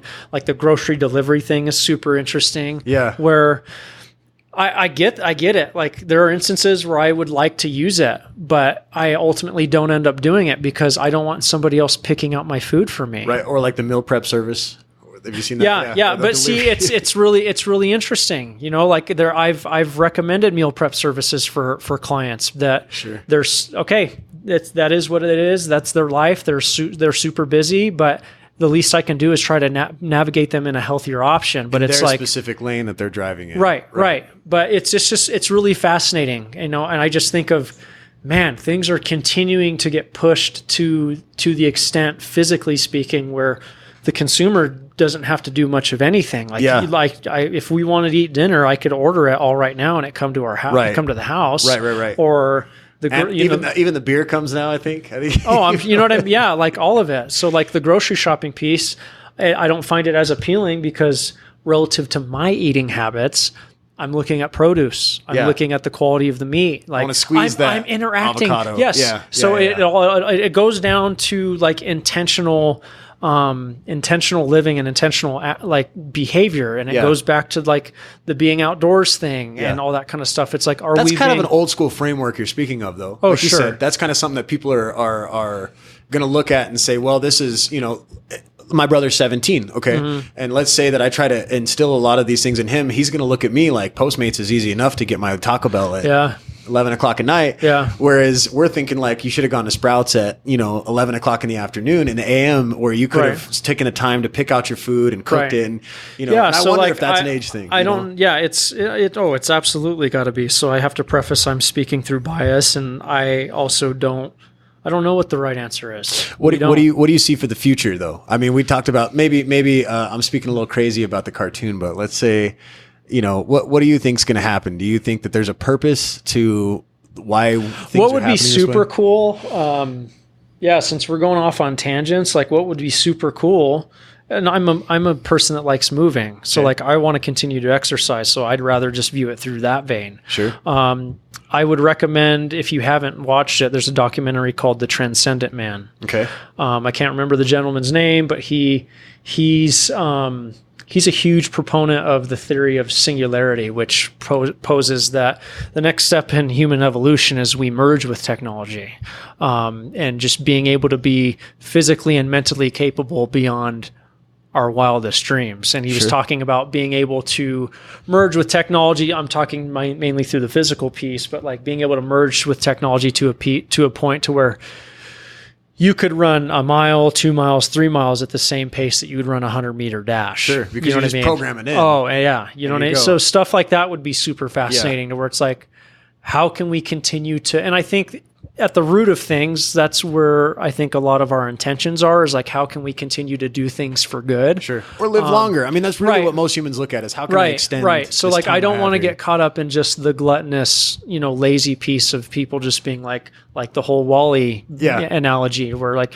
people are in motorized, but I think it's important to bring that up to where it's like, okay, we need to check our consumption. How in tune and interactive are you? Like, and I don't know, man, like the intention and the intimate experience of actually consuming food and having made the food. Yeah. There's some depth Makes to all that. the difference. It does. And I hope relative to that and exercise that doesn't get lost, because I feel like you're losing out on yourself. You're losing out on intimate experiences, like say with your family, like a recipe that, your grandmother made that your mom makes that now, like, you know what I mean? And well, like, we can all echo being youngsters and looking at your family and being like, well, that's not me, and you almost disown that. Could be, not everybody, but by the time that you get, again, to our age, you start to look back and say, it's really precious that my grandmother tried to show me XYZ recipe. Let's say that I'm native or something, or I'm some sort of ethnicity that is trying to carry on, that culture. Yeah, that makes a lot of sense. And it's huge that you say that, because I think a lot of people can get, young people can look at their parents and things like that, or even that culture, and say that's the old way of doing it, when really I think there can be a blend of things. Right. So like a really interesting example is like within certain Native American cultures, their spoken word, their language isn't ever written down. So like in order for people to learn, say, I don't want to misspeak, but say a certain particular Native American language that is only spoken word. Right. You don't write it down. It's not recorded. You have to speak it to a human being to continue that tradition. And I think that's really powerful. Sure. Because it means stop being you have to stop what you're doing. Right. You have to set out some time and you have to speak to a human being. Right. And you have to learn that language through that human being and learn the stories behind it. And I'm not saying it's the only right way. And you talking about like a blend of things would be really fascinating, to where it's like an emphasis on spoken word as well as being, because there are many Native American languages that will be lost forever, because where life is going and where technology is going, people aren't, like, you see what I'm getting at? Like, there's more, I feel, of a detachment from interpersonal communication, like talking to a human being. And that's where I get back with the social media thing, to where it's people spending so much time posturing, trying to make themselves look better than everybody else. On social media. Yeah, instead of using that platform to connect. That's huge. And be like, oh my God, I can speak with a person all the way across the world. Right. I have online clients that I've yet to ever meet in person. Yeah. That is incredible. Yeah. You know what I mean? And I can have a phone call with them in a different time zone, or a video call, or send them something in the mail and make them feel valued. Right. Again, I'm speaking from heavy bias, but in my humble opinion, that's what social media needs to be used for. The human element. Yeah. You don't have to be selling a service, but it's like, in my opinion, in my view, your idle use of free time with social media is a pretty strong representation of the thoughts that you have going on during your day to day. What would be your recommendation? Normal guy like me, I work 9 to 5, Monday through Friday. How many hours should I be spending on social media? You can spend as much as you want. It's just a matter of what do you want to get out of it. Right. So let's just say that I want it to be as healthy as possible. There's a lot of studies that talk about hour is a lot in a day, but that should be his max. But most of us are blowing over that. Like, you can actually look up screen time usage. It's crazy. Yeah. I mean, so if you had a client and this was a concern of theirs, not necessarily this is your go-to for every client, but if that was a concern of theirs, what would you recommend for screen time maybe in a day? Weekday. Weekends are different, I don't know, think. Man. Like, see, it's tough, because this is touching on territory where it's like, I don't like, this is not, I haven't even done this ever with a client. So I feel like and I really feel like this is where my coaching is going. It's going more towards life coaching than it's just personal training. Because I like exercise and all that kind of stuff, but I'd like to go bigger. Yeah. So I guess this is kind of where we're touching on it a little bit. But like, maybe a couple hours at most. Like, I feel like we've been inundated with an electronic screen that for me feels so inorganic, but yet I'm using it to connect. It's more how you're using it. You know what I mean? So it's like, but how long are we burying our face in our phones whenever we're missing out on looking at the trees blow in the wind? Right. Or going to check out Elmo Pies. Yeah. Or just sitting outside on your front porch on a Friday evening. Like, yeah, I don't know. That's nothing short of like and that's where I go back to the outdoor piece. And even if I have service, I turn my phone on airplane mode because I do not need to be on my phone. Right. I do not need to be posting on Snapchat. Oh, look at me. Like, this is the greatest thing on the planet. Like, you're at home working and you're miserable. And I'm not into it. It's very much posturing. Like you said, you're showing off to your friends. Like, I'm out here and you're not. You know? Yeah. Like creating FOMO. See, and I there are so many aspects coming from a technology perspective. There's so many aspects of this tech that I like that are, like I was on the side of the mountain this last weekend. I was like 4 days, what I would have thought was out of pocket. I'd hit certain spots on the mountain where I'm getting perfect 4G. Mm-hmm. So I just video call my wife. Look where I'm at. How are you? And I hadn't seen her for 2 days, and I got her pulled up, and in that, to me, that's worth the effort, and then in the same breath, I run a podcast and I do things like that. So of course I'm taking video. Of course I'm taking pictures. I wouldn't live vicariously through that though, where I can understand what you're saying. Like, people are trying to basically live through those images and those moments rather than be in that moment, and that can be said through a lot of things, parents with kids, that could do better, yada, yada. Sure. But I think in the mountains and things like that, that's where that really hits home, because you look at how isolated you are when that tech doesn't work and how much we rely on that and how much it's in your hand. And when I go to share a moment, when I'm at home, I don't think about it, but when I'm in the mountains, I'm like, this is truly beautiful and I'm truly appreciative for it, I wish I had more moments like that, but I could see how that can be skewed as posturing from the person that's seeing it and or followers, let's say. Sure. That's huge, man. Yeah. And not like relative to the alone quiet time. It's like, I think people are afraid to be quiet. Right. And I think they're afraid to be by themselves. I like how you put that. And I, again, this is through very limited group of people that I've spoken to, but like, I've done sensory deprivation. Really? Oh, yeah. You done float tanks? Oh, yeah. Okay. Oh, yeah. Okay. I've done it for years. Really? Yeah. Okay. I was laughing with my girlfriend. And again, this was me becoming an old man. But I was telling her, I was like, man, I was into sensory deprivation and all that kind of stuff. I knew about Wim Hof and the Iceman stuff like way before it became trendy and cool. Yeah. And I was just like, that's a super hipster thing for me to say anyways. Right. But yeah, so like I've been doing sensory deprivation for just for you guys listening, it's like a chamber that you go and lay inside of that's got like 1,000 pounds of salt in the water, and you lay in this water and you basically float in this tiny chamber it's all at body temperature, and then you essentially have your all of your senses shut off, and it's completely dark, and without even meaning to, you're meditating, right? More or less, because depending on how you want to go about it, it can either be a meditation chamber or it can be a chaos chamber. It can be whatever you want it to be. That's interesting. So you haven't done it before? I haven't, but okay. I've heard of it. So the interesting piece when sharing that with people is more often than not, a lot of them it was so fascinating because I was talking about this exact subject with the gentleman who was running the check-in desk when I went, and he said something to the tune of like, people are so powerful they take their own power away, and talking about how I'll bring this amplified form of meditation that I like to engage in, and immediately people would be like, oh, well, I could never do that. I couldn't do that without music. I couldn't do that without this. Distraction. So, yeah. And people get really fucking freaked out by it. They're like, oh my God, what am I going to do? And it's like, exactly. Yeah. You know what I mean? And I always tell people with the sensory deprivation chamber, you need to give it at least three shots. Wow. Before and that's like 60 minutes per shot. Yeah. Right? Yeah. Okay. You need to give it 3 shots before you determine whether or not it's something for you. Because regardless, the first time, of course, it's going to feel weird. It's going to feel different. It's foreign. It's going to be uncomfortable. You're going to be waiting and begging internally for them to ring the bell for you to be done.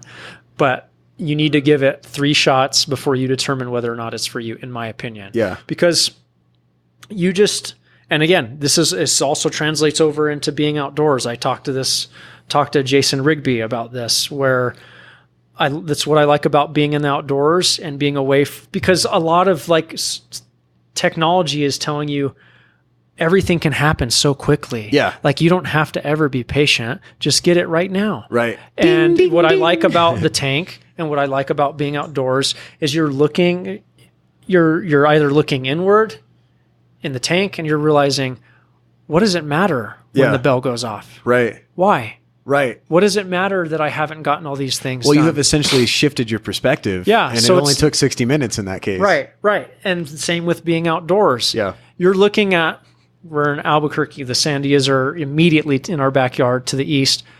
How long do you think that took? What do you mean? For the mountain to become the mountain. To be what it is. You know what I see. mean? That Yeah. used to be the floor of an ocean. Right. You go up there on the tram and they tell you you'll find seashells there. Yeah. If you look closely enough. Oh, absolutely. But it's like, that took patience. Yeah. And I believe it was Ralph Waldo Emerson that said, adopt the pace of nature. Her secret is patience.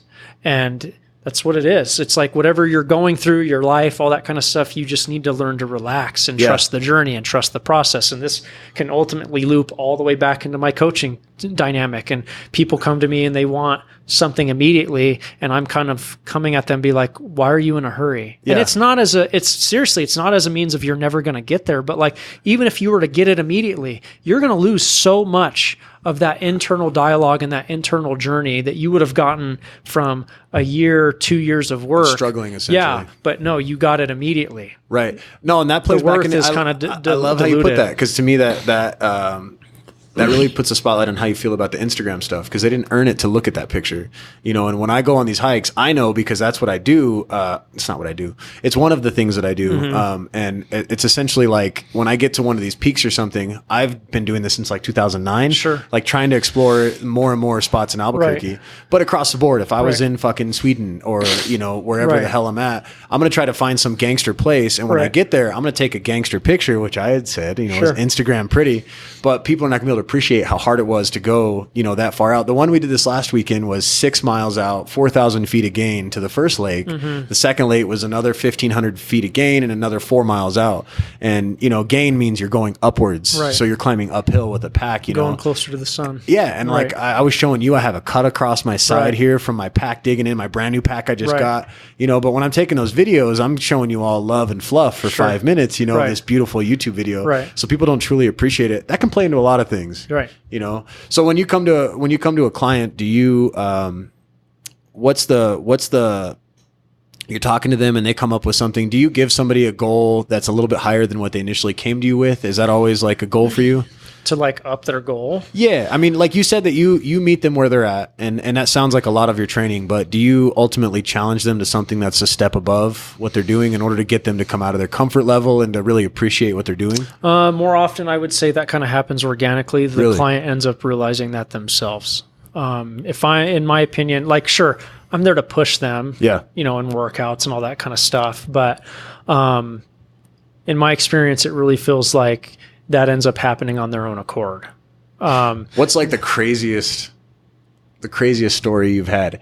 If you can say it to where it's anonymous, but has there been like a 100-pound weight loss story, something like that you've had? I'd say I haven't had anything that's been that dramatic. Okay.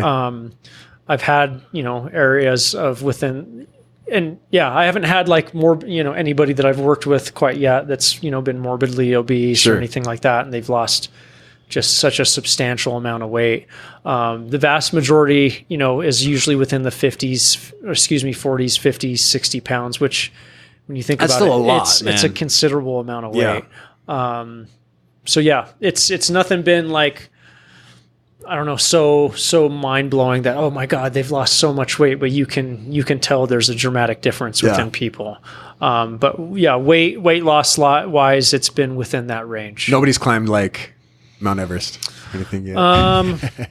Not necessarily, but like, for instance, I work with a client that I aspire to be him when I'm older, because he goes out, he backpacks, he hikes, he trail runs, he does all this stuff, and he does it for a long period, like 10 days Oh, wow. plus type Yeah. stuff. And it's cool to know that I have a hand in Helping prepping that. him. Yeah. You know what I mean? And him being a part of that. And that's an area that resonates with me that I discussed earlier. It's just being in good enough condition to where I can really earn interacting with the earth on that level, to where That's it's huge, like, man.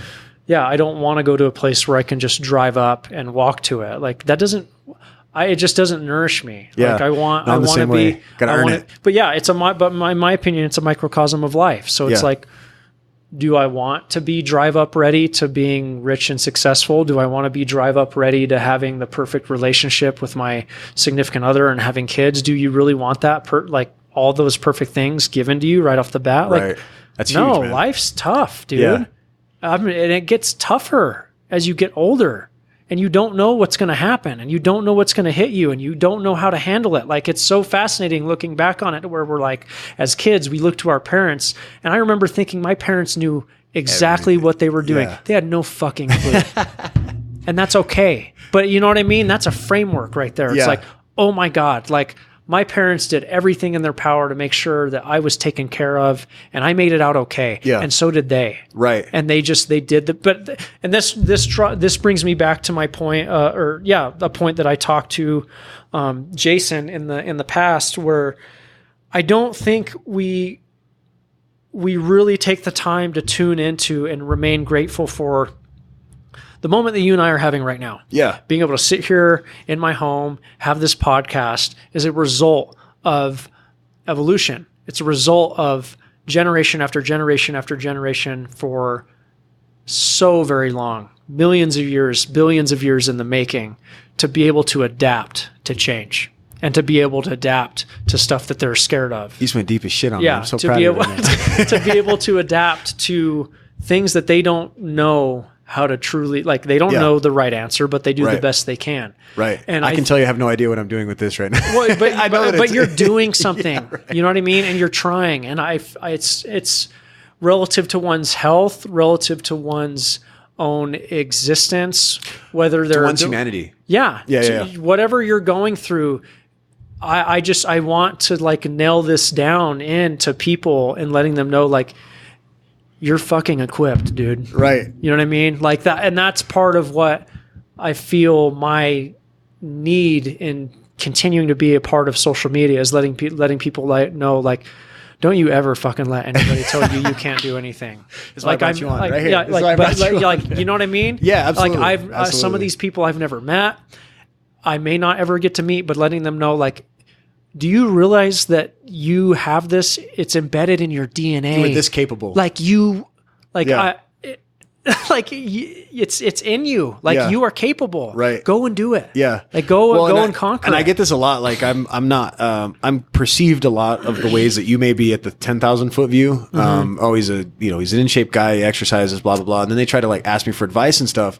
And mine is always so slanted because it's not something I do. I don't have the same. My motivations are so personal that when I tell somebody about why I wanted to go hike the mountain for 6 days, it's like, well, it's fun, But it wasn't that way when I was in their shoes. 2011-ish, when I was smoking a pack a day, right? And to have somebody push on me like that was non-existent. And it took almost this many years to be able to do that, because I don't know how many times I quit doing shit because it was hard. Yeah, But I think the way that you see things is huge, man. And I guess the last question that I have for you, with the wear training going the way that it is, are you planning on doing something bigger with that? You said that you were alluding to it. I mean, and I know that you're going to continue to take on clients and work with them that way, but do you see that there's more, like, do you plan on ever opening a gym, anything like that? I don't know. I had an interest in it whenever I first came out of college. And although it's still something that I find appealing, I don't have an active interest in it right now. Yeah. Well, you don't prescribe to, like, just something straight up like CrossFitting or bodybuilding. No, like, you're not that kind of so cat. Like, I don't know how that would look. Right. But I'm not opposed to it ultimately. But in regards to, like, where things are looking, like what things are looking like into the future and all that kind of stuff, I'll answer it with what we've been talking about. I don't know. Yeah. That's awesome. You know what I mean? Like, I don't know, and I'm okay with that. Yeah. Yes, there are times where I go through a considerable amount of self-doubt. Yeah. And not knowing if what I'm doing is the right thing. And I'm saying this as a means of connecting with every human being on this planet. Like, I will not buy for 1 second any single person that I talk to that tells me that they've never had any doubt. Right. And they've never gone through any worries of, like, am I doing the right thing? Right. That true internal struggle. 100%, So it's like, yeah. Just acknowledging it's okay to not know. Like I know the feeling I get when I focus on what I'm passionate on or about, and how good it makes me feel, and I will let that. Honestly, dude, like I've been doing the online training thing for, I'd say realistically, and doing it well and efficient for 3 years. Yeah. And efficiently for about 2 years prior to that, so 5 years, total. And through me just trusting the process and just enjoying the work, like enjoying the journey, you and I would have never met. Right. That's how you and I met. Yeah. Through a mutual friend. I would say the style that you approach things is what drew me to you, because you weren't selling me anything, and you still have yet to, even though the opportunity is there. And I feel like you may do that with other people, and I don't know. I haven't tried to, that's not what I do here. Like I go off of base feeling, and, you know, and I trust you, and I see how people react to you and people that have worked with you. So it's not, it's all legitimate. It's all genuine. But I think the biggest thing that drives me is to see somebody that has the ability to put together those gray areas, that are lacking, because there's a lot of people that they're taking it from a book, man, and you're taking it from a book, but you're also like, man, there's so much other stuff that I can get into, and to be your own boss and doing that, I'm proud of you, man. Well, thank you. That's awesome, dude. It's not always the easiest, but it's definitely, if it wasn't fulfilling, I wouldn't be doing it. Well, you make changes in people's lives, dude. So hats off to you. That's why I brought you on, man. I appreciate you. So one more time before we get off the podcast, man, because I know we gotta wrappen the Deutsch. We've been almost 2 hours, man. Yeah. I think the next time we do this, before we cite where we can get a hold of you, I think in the future we should try to go for more of a coach's corner. Okay. So I challenge any of you guys listening that if you guys want to let me know, that'd be awesome. Yeah, like anything. Ask a lot of questions. Right. Like let me know, and let Pat know, of course, for me to you could send them straight to him or whatever. We can answer them on the podcast. Essentially, if you're going through something, or you have some some 101s, I want to be the couch to 5K person. Maybe that's a bad example. Maybe I just want to get an idea of how to not be so sore when I go on this run. Maybe I'm nervous to get into a program because I get so sore. All these little things that people have starting out, and then maybe we got somebody that has got a bad knee and is a bit of an athlete. They run quite a bit or something like that. Ask us whatever, and even if we can't dig it out, we can at least throw some advice on it. So if you guys got anything, throw it our way. And where can they throw those questions at? Yeah. So either on Instagram, that's my Instagram handle is aware_life ABQ. If they want to reach me at email, either patrick@aware.training or my Gmail account, which is pryanpersonaltraining@gmail.com. Otherwise, I think that's about it. That's about it. Yeah. And if not, you guys, of course, you can find us at approachofbirds.com. You know where we're at. And then approachofbirds@gmail.com. Or I think it's contact@approachofbirds.com. Any of those, hit me up on Facebook. We're all over the place. Yeah. Otherwise, I forgot my website, which is the http://aware.training. Yeah. So. And if you don't go to exactly what he said, you're going to get some weird corporate site. Yeah. You just try to Google it. Yeah, it's like somebody else had it. Yeah, the website thing will get figured out. My SEO isn't up there. Right. It's not the end of the world. It's okay. Mine either.